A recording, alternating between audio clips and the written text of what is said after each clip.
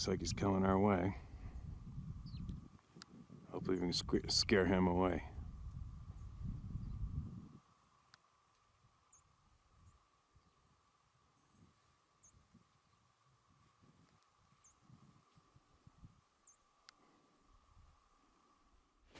All right, I'm back. Good morning, world. Good morning, truth tellers, truth seekers. It's Thursday, September 4th. Officially 1 week late for leaving for the north. Got the update on my pickup. Apparently it's a Tippums, T-I-P-M-S. Your Tippums is the plastic box that holds all of the fuses in it underneath the hood of your car or truck. Apparently my Tippums is failing. And what that controls is your windows going up and down, your lock, the fuel pump can come on and off, headlights can flicker, whole bunch of other stuff. Won't run, runs. It's like the brain for your body, you know what I mean? But anyway, so apparently they can't find one. So frustrating. Holy cow. So I don't know what we're going to do. Don't know. I'll never buy a brand new vehicle, ever. Never, ever. Never have, never will. I'm not even going to lie about it, I treat a pickup truck like a quad. That's all there is to it. I make sure it runs great, everything's taken care of underneath. These trucks are meant for hauling shit, getting dirty, taking into the bush, for me. So, on that note, there's pickup trucks out there right now for $120,000 for a frickin' pickup truck. Holy shit. Wow. But anyway, so this pickup truck that this Tippums it's a 2010 3/4 ton Dodge Ram diesel, and everything's awesome in it. Love the truck, but this one little brain box is failing and killing me. What to do? Yeah, so the mechanic said to give him till this morning to figure something out. But I found some places online. I found one on eBay apparently. I found a place in Ontario that'll rebuild it. Oh, so frustrating. But anyway, I'll figure it out today. Today I'm figuring it out. If you can't do it, I'm doing it. I'll figure it out. Bit of a ramble there. What did we do last evening? We went casting off the pier for the tide change. Sarah caught another salmon. Go figure. She's addicted. She loves it. It's hilarious. Here's Whoops. There's the photo of us and her catch yesterday. Tide changes at 4 o'clock, so we went at 3:30, fished till 4:30, and she got another one. Pretty exciting. We had it for dinner. And she brought the rest to her exercise class this morning and gave it and shared it. Now, let's get in hearing some truth. And I wonder what's going on in the woods right now currently. We have a lot of fires in British Columbia. Holy shit, a whole one highway route to get up north is shut down for fires. Whereas living in Pemberton, there's a monster fire on a mountain that I've shared with you guys here numerous times. The top of it's ripping. I guess a bunch of lightning strikes went down a few days ago.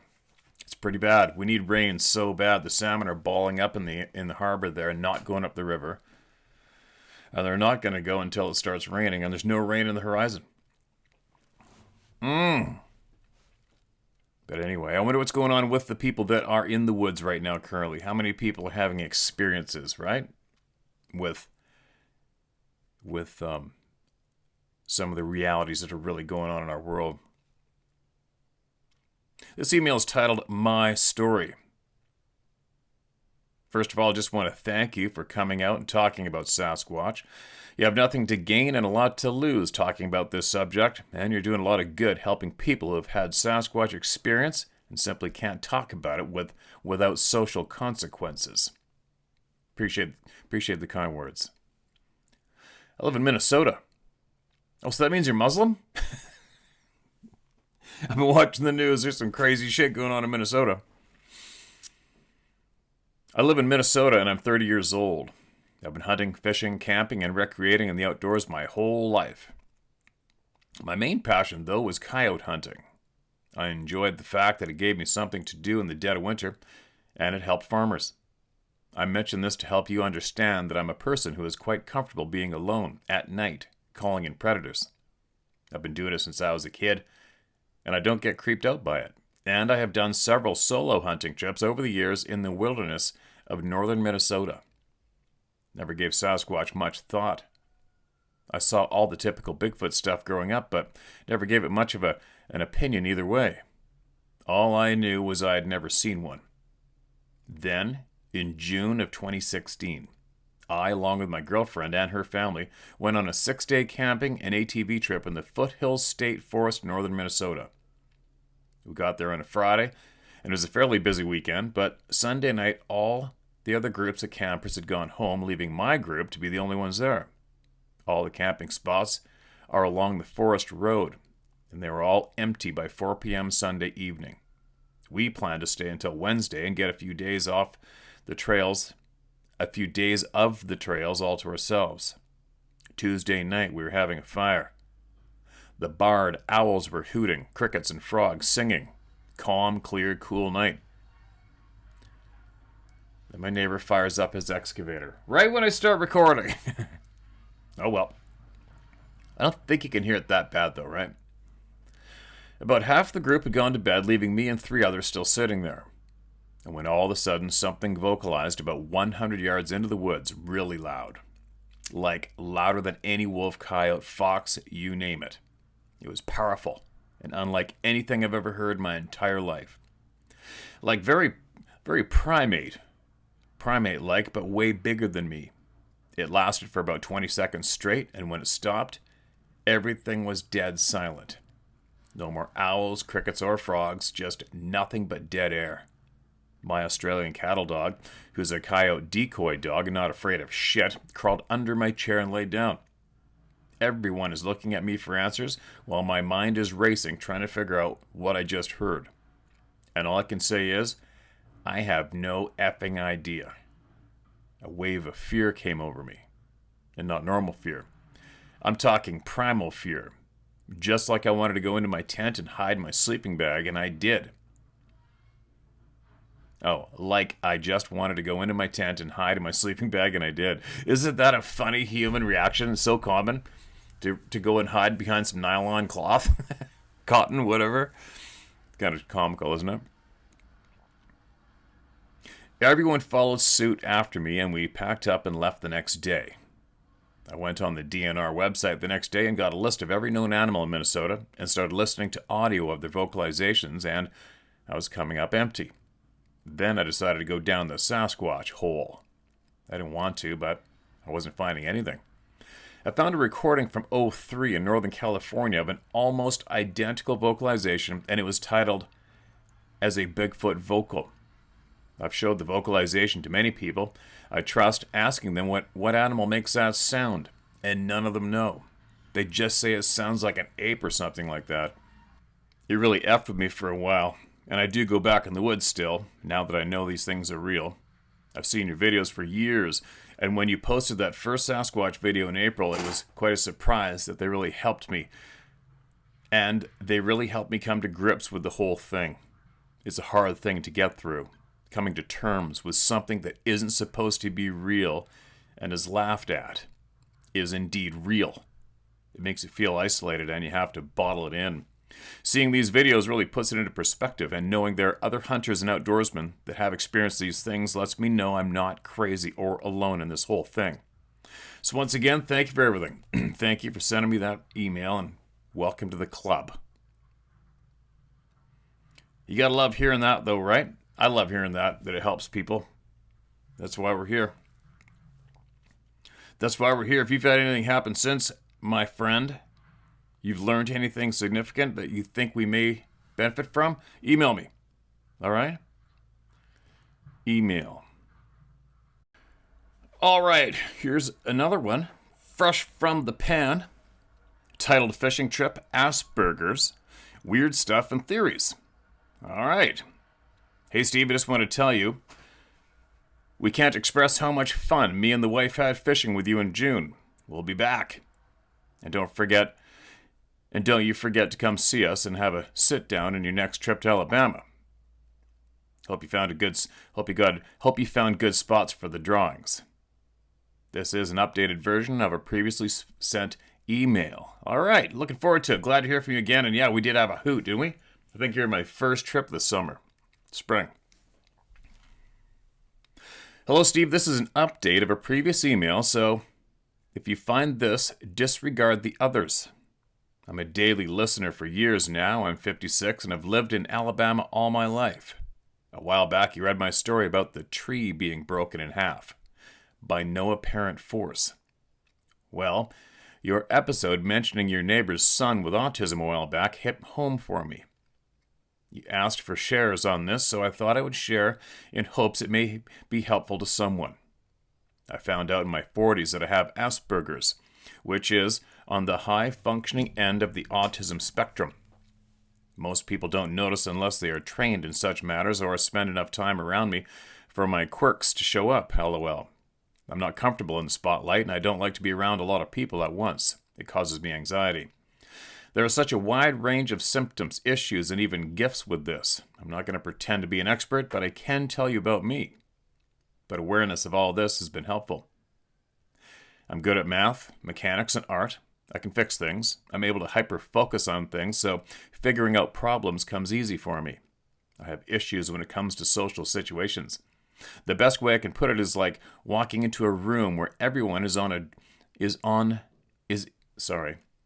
where everyone is in on a joke and you aren't, and you can't understand what anyone is saying or doing. Ooh, that'd be shitty. That'd be uncomfortable. That is how I felt my whole life. Ouch. Discovery and understanding the reason was like a huge burden lifted off of my shoulders. I was lucky to be brought up the way I was because it allowed me to develop coping mechanisms for my social anxiety and deficiency. I grew up in a family retail business. Interactions were in no way avoidable. I've always been able to make friends, but this issue has caused me to lose many friends also. In a nutshell, I'm a lot to deal with. Just ask my wife or daughter. They'll give you an earful, lol. Emotions and feelings are a struggle for me, especially to put into words. I don't have a lot of outward expression. I tend to think logically without emotion. Emotions are overwhelming for me. It totally takes away my ability to think straight. For me, putting things into words is hard enough without adding emotion. I guess you can say my most commonly shown emotion, if there is one, is frustration. Communication is a struggle. This may or may not be apparent in this letter as I'm trying to be clear, but it is hard for me to write because there is a little dyslexia in the mix also. So I either am short to the point or I get painfully long-winded, lol. You say, let her rip. That being said, as I'm trying to touch on relevant issues, I'll try to keep them brief because there is a lot that goes on with all of this. It is the rabbit hole of the mind. The way I see the world is odd, relatively speaking. I only see things in pictures and numbers. Before I explain this, you have to consider what normal people see in their head when they are thinking. Jordan Peterson has a great interview with Temple Grandin about autism. She's an awesome lady, a superhero lady, as you would say. Okay, so the best way to describe this is like the 360-degree pictures on a website when you're shopping certain items. You can roll it to any angle and include dimensions. That's what's in my head when I'm thinking about something. I'm not colorblind, but in my head, thinking about said object, the picture is in grayscale if there is no relevant colors. My mind blocks colors when they aren't significant, but are quite vivid when they are. Also, most people think about a subject at a time and go from thought to thought like changing TV channels. My thoughts are like the pictures on the wheels of a slot machine that never stops spinning.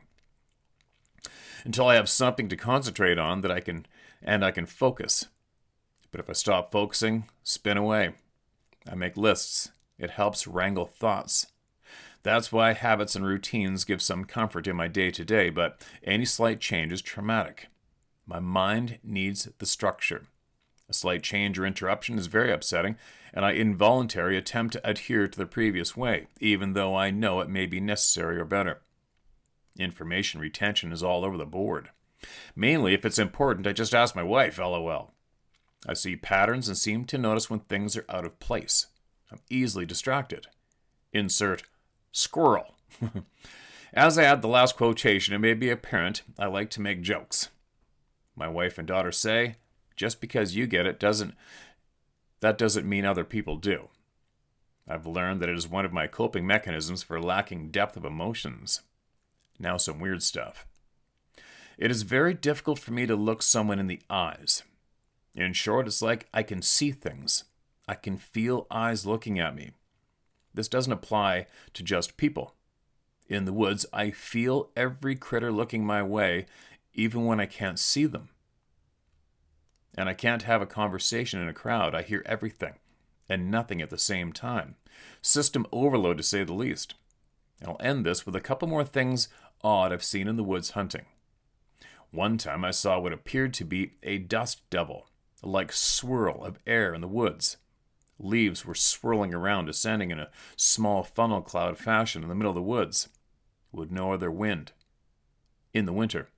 Very odd. Another time I saw a line of leaves kick up from the forest floor like you jerked a string tight that was buried in the leaves or something, running so fast the only evidence was a trail of leaves. There was again no noises or wind. I've seen the blurry distortions at a distance in the woods. Also one night while in my shop, buried in the dash on one of my cars doing electrical, something slapped the roof of my car. It surprised the crap out of me. I thought it may have been a friend that snuck in or maybe even a bat, but nope, nothing there. It really pissed me off. Also saw something like an orb one night hovering over the trees across the street from my shop. I thought it was a bright star, but ended up being only a few hundred yards away. Well, I hope this was helpful in some way. Best wishes to you and your family, including the non-humans. I'd be glad to answer any questions I can. I also have some interesting theories about the Sabe people, which I decided to list below, if there's interest. Maybe out of respect for you and others' time. I hope you found a good spot for your portraits I sent. Please don't share my name. Love and respect to you and Sarah. Okay, gotcha. I'll read this. I decided to list the theories below. There is no particular order, but it just puts a lot of information together in a way I haven't heard them said. I have more, but these are a good start. Okay. Excuse me. A. Odor, stress, vanishing, and missing people. So I put these three things together. Number one, odor. It's reported awful odors with Bigfoot. Also, high stress levels in people can possibly cause elevated body odor, basically from perspiration and such. So if Bigfoot, being humanoid, can experience high stress levels, it leads to their terrible odor. Leading to, number two, portal, entry, or exit causing or requiring high stress levels. If a person's stress level hit the proper level to activate a portal, they would possibly vanish periodically. Then when the stress would diminish or they die, it would reopen the portal. Like unknowingly tapping into forgotten abilities in a sense. But since we don't understand portals, we go to 3. Any movement, even inches, while in the portal could translate to several feet, yards, or miles when they reappear. And why the condition of the body doesn't fit the time frame, or missing possessions never found, being lost somewhere else, could explain why people disappear and show up in a searched area later. Maybe a little much, but it seems plausible. I'm sure you're more than capable of filling in the blanks, as I've heard talk about all this, but not together. I'm sure you can also expand this idea. B. If Sabe are able to travel back and forth dimensionally, what's to say those dimensions aren't on different frequencies, as in an overlapping grid? Not here or there, but all here. Like changing the channel on a radio, but instead of changing the music, it changes which dimension you're in. Imagine a movie set, and as you stand in one spot, they change the sets around you by adjusting frequencies. Also, the laws of physics are not the same in each dimension, such as gravity, time, or distance. So if the Sabe are in a frequential flux, it would explain why they cannot be clearly photographed digitally. It's always blurry. Maybe they're in two places at the same time, i.e. phasing between the two. But old analog photos/films are clearer, because it's based on light reflection, not an electronic reconstruction. Just think of how we walk in a house through a door, inside or outside, in the same way they walk inside and outside dimensions through a frequency. C. Missing 411 has a lot of stories about missing people being found deceased with no explainable cause of death. With the theory of ultrasound and mind speak, what's to say these people may have been ultra-sensitive to this, as in being overstimulated mentally or just basically scared to death? Can their brain be overloaded in such a way that a giant, overwhelming information dump cause one to pass away? It is known for people to grieve themselves to death. Why not information or emotion overload to the equal stress level? The mind is so powerful, yet we know real understanding of its depth. Now, being faithful in my trust in Christ, I do believe there are ties to divinity and forbidden ground here, but I just wanted to stay in the scientific side of theory for this. I left room for the sleuths and science hippies who are smarter than me to expound and run with these ideas. Shared. And appreciate you, man. Appreciate your time you just sent here and the pictures. And yes, they're in the other room there.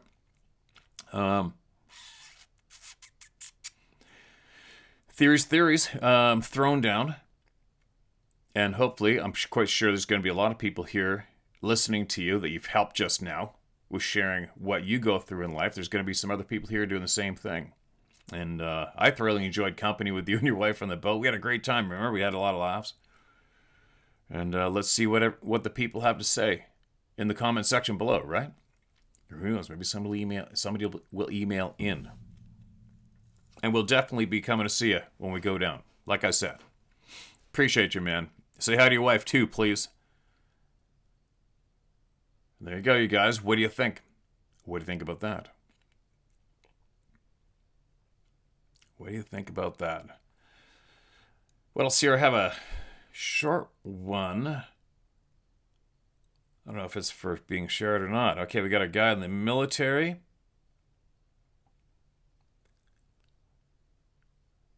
Who wants to do a video call soon.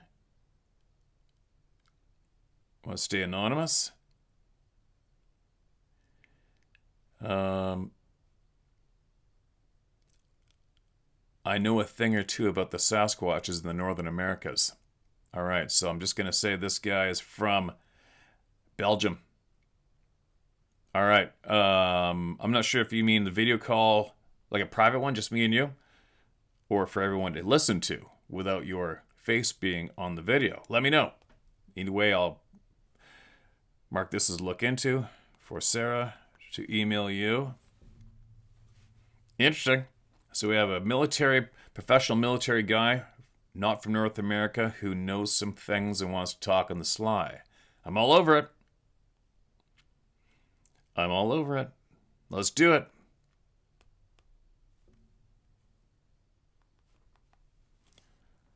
This next email is titled, Navajo Code Talker. Encounter with a Sabe? Question mark. Hello, Steve. I found an old entry to some of my experiences, and I thought it was worthy of sending to you. Navajo Code Talker. Paul B. lived in Tuba City, Arizona. It's spelled Tuba. I'm sure I pronounced it wrong. Seems anything closer to the southern border of the U.S., I just can't pull it off smoothly on average. Paul was 84 years old when he told me this experience in 1995. Back when he was just in diapers, he was snatched out of his fenced-in backyard on the Navajo reservation in the 1940s. He said that a bear cradled him in its arms and carried him around for 3 days. He remembered eating berries. At night, he cuddled to stay warm. He remembered being returned on the 3rd day, and he was placed on the opposite side of the fence of his yard. He had some scratches on his legs from the sagebrush, but he was unharmed otherwise. There had been many Navajo police and rangers searching for him in a wide area surrounding his home, and I do not think it was a bear. Me neither. Paul also told me of a bar Paul also told me of a bar brawl where the entire bar, filled with various servicemen, had suddenly exploded into violence. Paul said he got down on all fours and crawled to a wall staying under the table. He thought the scrapping was over and crawled out, then someone threw a bottle that hit him directly in the head, knocking him out cold. When the MPs arrived and cleared out the joint, he was unconscious, laying on the floor, and upon examination they could not find a pulse, and he was declared dead at the scene. Paul told me he woke up in the morgue in a refrigerated enclosure, freezing. Oh, no way. He began kicking at the door until the attendant opened the door and said, "Hey, are you alive in there?" Paul said, "Hell yeah." After sliding the tray out, Paul got to his feet and he said he still had his uniform on and he bolted out the door. Wow. Paul told me after having a ceremony performed back home, the medicine man told him he was not supposed to be here, that he had already crossed over. There was fear surrounding Paul after that. Paul also told me he was at Ground Zero the day after Hiroshima. He was told to make a report of the devastation he saw. Best regards, Patrick Edgley. No shit. So they threw down a native guy to go check out a nuclear bomb site to see what's going on. Couldn't just fly over top, right? What a crazy life this man must have lived. Wow. What an interesting man that must have been to sit down beside and speak with. I would have loved to talk to that man.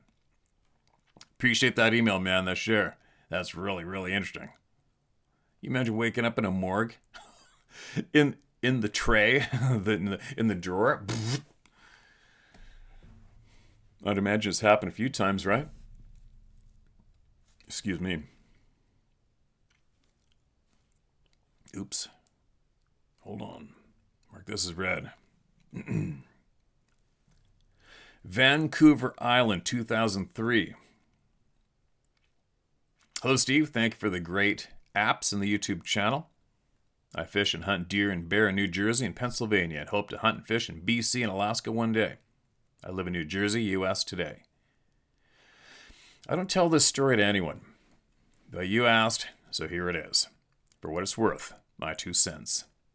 In 2003, I fulfilled a lifelong ambition to take a month's trip to BC.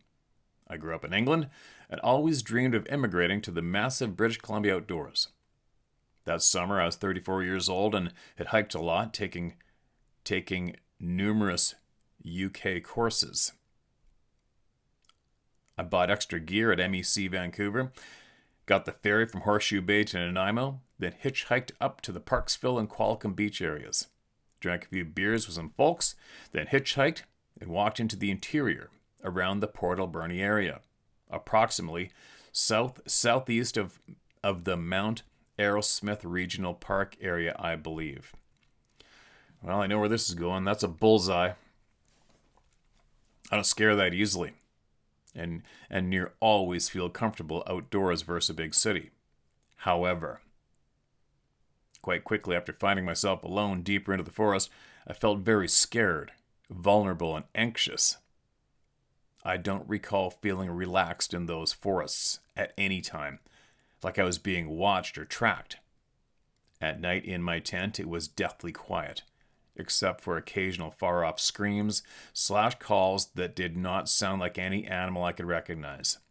It was a horrible night of fear and foreboding, and I was very grateful for the dawn when I packed up my stuff and got the hell out of that area as soon as I could. I hitchhiked back to the port, got on the ferry, and I've never been so grateful to be around humans again in Vancouver. Well, that means you were really, really scared because we can't stand going around human beings in Vancouver. Big city. That was a one-off, highly unusual experience for me. I've lived in some rough neighborhoods where people literally wanted to kill me.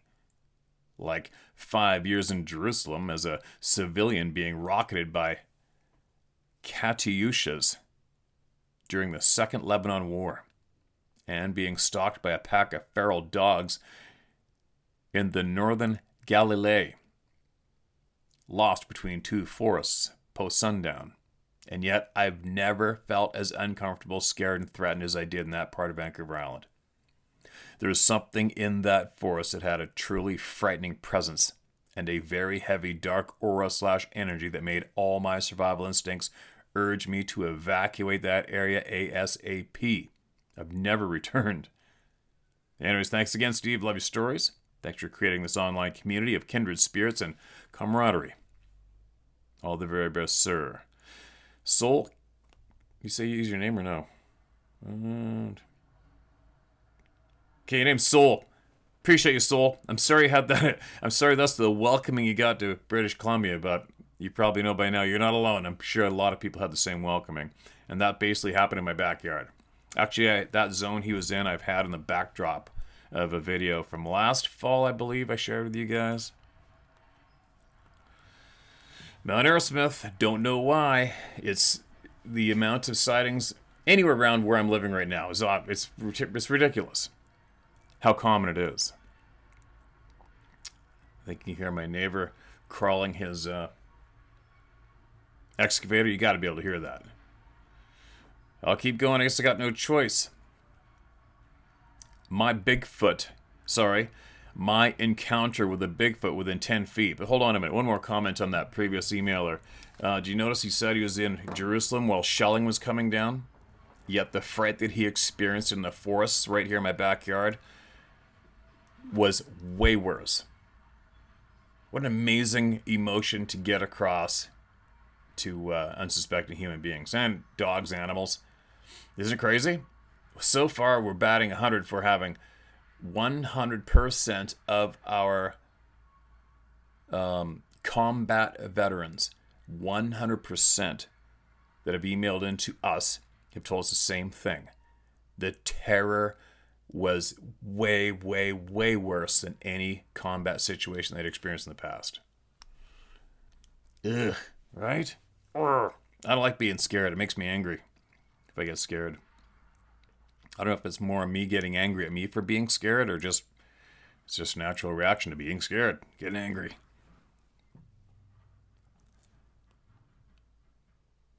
My encounter with a Bigfoot within 10 feet. I'm 71 years old and I grew up on a large 8-mile farm. And I'm used to encountering animals in the wild. Very much so that I'm not easily scared or startled. Bear encounters, snakes, and one bad mountain lion. I at times share a story of what I've seen, and yes, got the "yeah, right" response from even close friends that thought I was spinning a made-up tale. I was just winding down out of the mountain in Wyoming in my big rig, a 1987 Pete with 4 1/4 cat. I'd slept in the rig's sleeper up the mountain at a lone pull-off. I had a good night's sleep, and it was just before daybreak. I was still in the tree line as daylight slowly was approaching.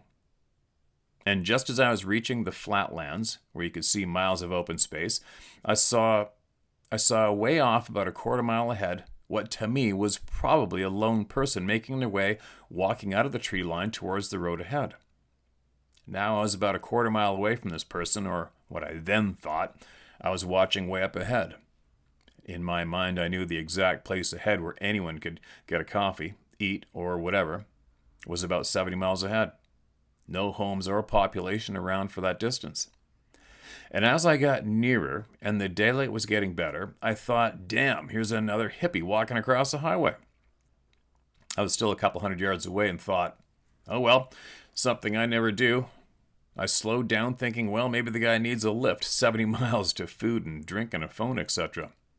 I downshifted through the gears to about 3rd gear, 18 speed.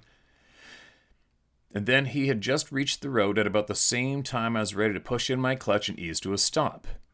That's when I saw that this was a thing that was like the Harry and the Hendersons movie.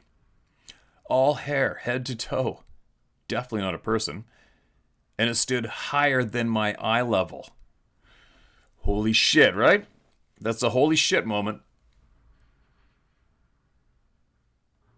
Now, when sitting in my seat, if a 6-foot tall person stands on the ground to talk to me through my door window, I would be higher than them, and have to look down from my seat.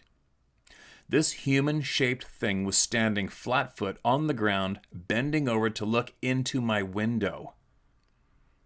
I let my foot off the clutch, powered on, shifted into gear, looked in the side mirror, and saw it stand up straight as I rolled away, and it started just strolling on its way across the road back into the tree line.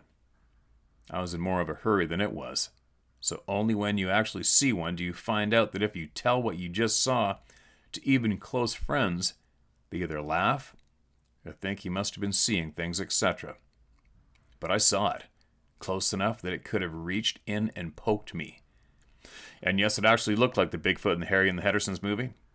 And over the years in my mind, I now know it meant me no harm. And it probably walked on thinking how he or it stumbled upon this human that didn't holler and scream at him and just moved on. Anyway, this is true. And now at age 71, it is still as if it were yesterday and not 32 years ago. AA1QT Harry. There you go. You imagine that, you guys? Being in a rig, we all know how big a rig is. We've all looked up at the window of a rig. You imagine a human-shaped, hairy being standing there looking down and stooping down to see into that rig. Whoa. Right? That's a whoa. Appreciate that email. So many people can relate to that email. Who's next? My Bigfoot experience in North Florida. Please tell my story. Hello, and nice to finally be able to tell you my story. I watch your YouTube videos all the time and also have a story to tell you. Okay, I'm currently bedbound and disabled from a horrible accident at work. That sucks. I'm 44 years old, and around 2005, I hit a 3,000-pound bull with a semi in Florida. And after I went to a few years of therapy, I was able to go back to work. And then around 4 years ago, I slipped and fell at my job 3 times in 2 days. Oh no. And due to both accidents compounding, it's got me bedbound and I can't walk. So that's my current situation. But back when I was around 21 or 22 years old, I was living in North Florida, in Cottondale, Florida to be exact, and a friend of mine asked me if I wanted to go hunting on a piece of land that his dad owned, and my friend's dad owned. That his dad owned and my friend's dad owned. A huge piece of land, like over 2,000 acres, in Compass Lake in the hills, Florida, about 15 to 20 miles from my house. So I remember I had a 30-06 rifle and my friend had a 308 rifle. And we left to go hunting around 4 p.m. this evening, and I remember the drive into the property was all unfamiliar to me.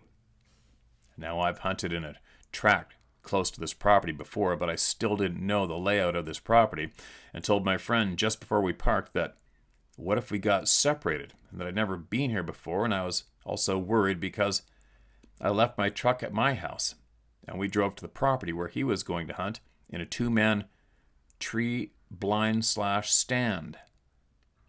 No punctuation so far. My friend laughed at me and said nothing to worry about, and he knew the land, and he said I was worried about nothing. Well, he was wrong. We got to where we was parking the truck and had to walk around a little over a solid hour from the truck to the hunting stand. And so as we're walking in, I noticed that there was literally no animal life around us at all. No birds, no squirrels, no deer tracks, or any sign that life ever lived there. It was just a quiet, almost dead feeling walking into those woods. We walked a fire trail the most of the way back to the hunting stand. So at, around 5:30 p.m., we made it to the stand, and so we climbed up and got settled in. Well, I'm a great thinker and problem solver. So I was sitting there thinking that it was 5:30 p.m., and so it gets dark around 8 p.m. or so this time of year that we was hunting. So in my head, I did the math and told my friend in a soft voice, so we didn't scare away any of the deer or hogs or anything. I told my friend that, hey, bud, we might want to head out in about an hour or a little over, because I certainly didn't want to walk on a track that I wasn't familiar with back to the truck in the dark. So again, my friend laughed at me and said, no worries, brother. And we had plenty of time before we had to leave. So an hour went by, then more time. So I finally said to my friend, look, I'm heading back with or without you, but I'm leaving now. So my friend said, okay, and called me a wuss. So we climbed. I would have done the same thing. So we climbed down and headed back to the truck, and maybe 30 to 45 minutes left of daylight, with maybe 30 to 45 minutes left of daylight left. I definitely would have called you a wuss. I can't stand quitting and leaving early. It's like, what? Especially at prime time. Not leaving. So we're about halfway back or a little closer, and just like that, we had no light at all. It was dark, and we didn't bring a flashlight with us. And I remember walking behind my friend when I started smelling a dead and wet dog or animal smell, and it was awful. It would gag a maggot. It smelled so bad. And now, around 20 minutes or so from the truck, we was walking on a small trail or a fire trail, and we was getting closer to a little island of trees that sits right in the middle of the trail, just in front of us, around 50 yards away from us. And as we got closer, the smell got stronger and stronger. But we just put it off as a dead buzzard or a dead skunk. So about 20 yards from this thick island of trees in front of us, and all of a sudden, there is a big bang in that island of trees in front of us. And my friend and myself stopped dead in our tracks. And I told my friend, hey, what was that? And he was so scared he couldn't even answer me at all. So I told my friend, look, something big is in that island of trees just in front of us. And now, how are we getting out of here and back to the truck? And just as my friend was about to say something, there was a noise I'll never forget. It was a roar that was so loud that the decibels shook the ground around us. So I grabbed my friend and said, we have to go, and go now. So we started walking away from the island of trees, forward, the right-hand side as to stay as far away as possible from the Bigfoot in those thickets of trees. And around 10 steps into it, it started to roar again and hit the trees with a log or something. So to be honest, I'm 250 pounds of muscle, and I've been a football athlete all my life, and I've never been scared of anything. But this is different. I know that the Bigfoot would rip me and my friend apart with no problem. So I, to be honest, dropped my gun and ran for my life back to the truck. Excuse me. As my friend still had his gun, and he was only 160 pounds wet, and I still made it back to his truck about 2 minutes before he did. And that's saying something because of our sizes, that my friend should have beat me back first, and I remember I didn't know this property as well. So when we jumped in the truck, I looked at my friend and said, I dropped my gun. And 2, let's go, go, go now. So I remember we drove home in less than half the time it should have. And when my friend dropped me off at my house, he said to me, what the F was that? And I told him that he knew what it was, and that I told him I'll never go anywhere near that property again. And my friend said, well, you dropped my dad's prized gun, and that he had to go back and get it. I told him good luck, and do not go out at dark ever. So I never told anyone what happened that night, but the next day my friend showed up at my house and said that he found the gun, but no signs of anything else. Hope you tell my story on your YouTube channel, and please believe me in my story. I have nothing to gain by lying about telling you my story. It's been over 20 years now from the Bigfoot experience I had, and now I'm 44 years old with serious health problems. I felt I had to tell my story, and myself and my friend are lucky to get out of there alive.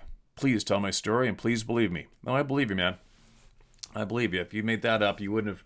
I'm quite sure you wouldn't have fully admitted to taking off on your friend and not going back to help him get the gun. First off. Well, there you go. Welcome to the club. The Club of No Return. I wonder how many people in the woods right now in this 2025 hunting opening season for deer and elk right now. I wonder how many new experiences are going down right now somewhere. I'll bet you there's a bunch. Well, who knows about a bunch, but it's going down. One more, and then I gotta go. Solve my problems here. Thank you for everything you're doing for this world. God bless. Appreciate the kind words. It's too easy. I live in Pennsylvania and hike alone often. I've had this sixth sense feeling before on hikes and usually turn back. A couple days ago, I was hiking up the mountain taking pictures and was pretty close to the top when I got this weird feeling like something was watching me. So I stopped and just listened for a couple minutes and snapped off a few shots. The spot gave me a bad vibe, and I decided to not go any further up the trail. And after 2 or 3 minutes of just being quiet and listening, I could hear something moving toward me from uphill, but it didn't sound that close. The sound stopping now and then. There were boulders all around me, and I was nearly at the top of the mountain. I kept listening, but hadn't heard it for some time. I'd just taken a photo of the valley to my right when I instinctively turned to check behind me. Sorry, my eyeballs are sunburnt, I think, from the past couple days.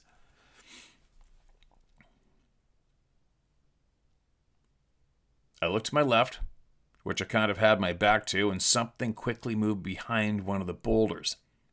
It moved so fast I barely saw anything. It was really freaking weird. Whatever it was, it had been watching me, and it quickly hid when I turned, but not fast enough.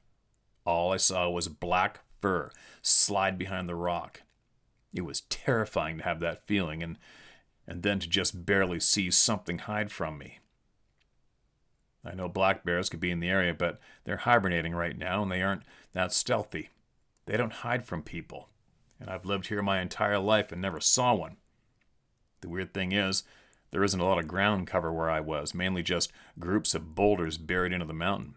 Some small den-like spots in the boulders and trees. I stood there for maybe 30 seconds and stared at the group of boulders and the spot where it had been. Silence. My heart was racing as I replayed what I had just seen, and my mind was on fire knowing I absolutely just caught this thing creeping on me. I turned and hopped on a few boulders, then ran back to the trail. The sun was setting as I was on top of the mountain, and I had an entire hike back down to do. I kept looking back the whole time and snapping off shots of my camera. The entire time feeling like I was being watched. This is one of the first times in years that I've hiked without headphones. And the first time I've stood my ground when I had this feeling that something wasn't right. I carry a firearm, but something tells me it wouldn't do much good. This thing crept up on me and was watching me take photos from 15 to 20 feet away. It was way too close when I spotted it. Follow your intuition. If something doesn't feel right, you need to take action and get out of there. And this isn't the first time I've felt hunted in these woods. Creepy. Headphones in the woods? Woo. I would not suggest anybody do that.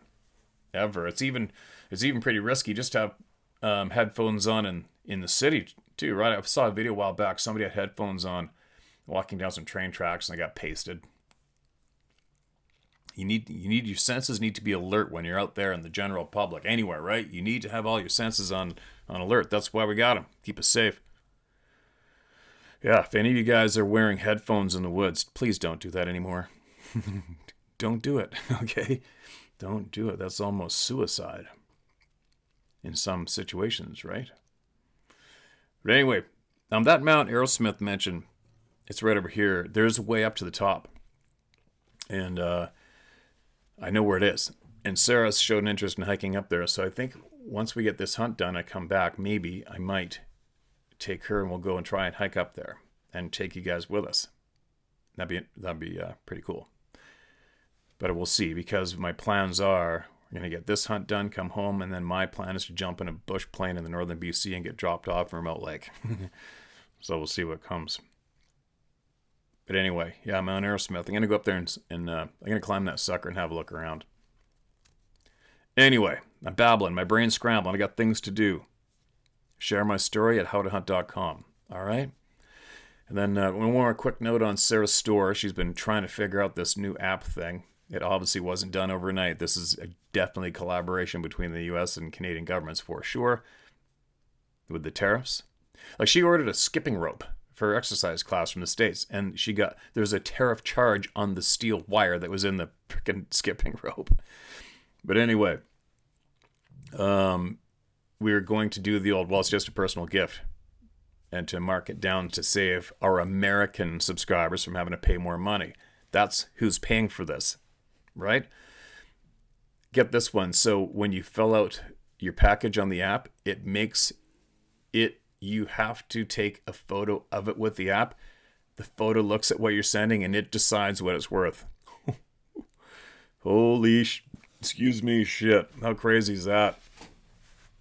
But anyway, she's working on it. She still can't get it down packed how to do this smoothly, but she's on it. But that's what's going down. So, yeah, it doesn't matter the country, the tariffs. It's not affecting any governments. It's affecting the people. Only the people. It's the people that got to pay more. Crazy, right? Anyway, I'll be back later on. Share my story at howtohunt.com.